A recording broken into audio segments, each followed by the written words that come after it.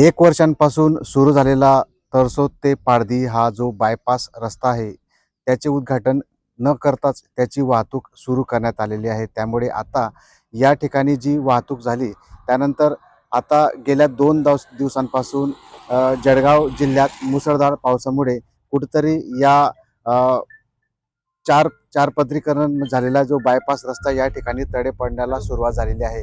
आपण पाहू शकतो की माझ्या जवळचा जो पूल आहे, या ठिकाणी हा जो आसोदा भादली रेल्वे पूल रस्ता या ठिकाणी पूर्णपणे खचलेला आहे. आपण पाहू शकतो की या ठिकाणी जी पारधीकडून तरसोदकडे जाणाऱ्या रस्त्याच्या उजव्या बाजूला जो पूल आहे, आसोदा पूल रेल्वे पूल, त्या ठिकाणी हे पूर्णपणे धसलेलं आहे.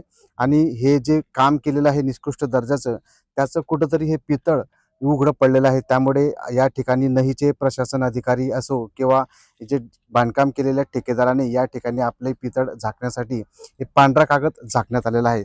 त्याच पद्धतीने हा जो रेल्वे उड्डाण पूल आहे, त्या ठिकाणी जवळपास या ठिकाणी मोठमोठे तडे पडलेले आहेत. त्यामुळे या ठिकाणी गेल्या 24 तासांपासून हे जी रस्त्यांवरील वाहतूक आहे, पूर्णपणे बंद करण्यात आलेली आहे.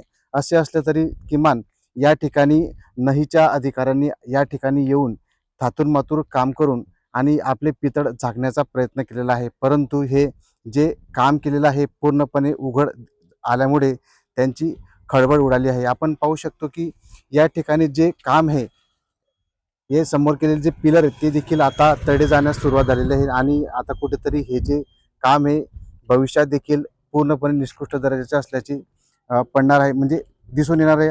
भविष्यात जर बघितलं तर हा जो पूल आहे हा वाहतुकीसाठी योग्य आहे की नाही, यासाठी आता दिल्ली येथून एक एक्सपर्ट पथक या ठिकाणी दाखल होणार आहे आणि या निकृष्ट दर्जाची केलेल्या कामाची गुणवत्ता देखील पाहणार आहेत. आपण या ठिकाणी पाहू शकतो की जो पूल पूर्णपणे खचलेला आहे, या ठिकाणी जे तडे पडलेले आहेत, या संबंधित ठेकेदाराने आपले पितळ लपवण्यासाठी केलेले कामाचा भ्रष्टाचार लपवण्यासाठी या ठिकाणी हे जे तडे पडलेले या ठिकाणी वाळू टाकून हे झाकण्याचा प्रयत्न केलेला आहे. आपण पाहू शकतो की हे जे मोठे मोठे तडे आहेत, हे तडे या ठिकाणी झाकण्याचा प्रयत्न केलेला आहे.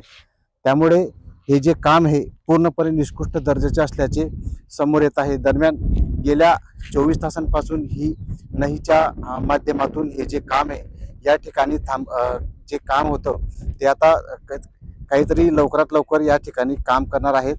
दरम्यान गेल्या 24 तासांपासून या रस्त्यावरील वाहतूक आहे ही पूर्णपणे थांबवण्यात आली आहे. तरी देखील या ठिकाणी दुचाकी असो किंवा फोर व्हीलर असो, यांची वाहतूक वर्दळ सुरू आहेत.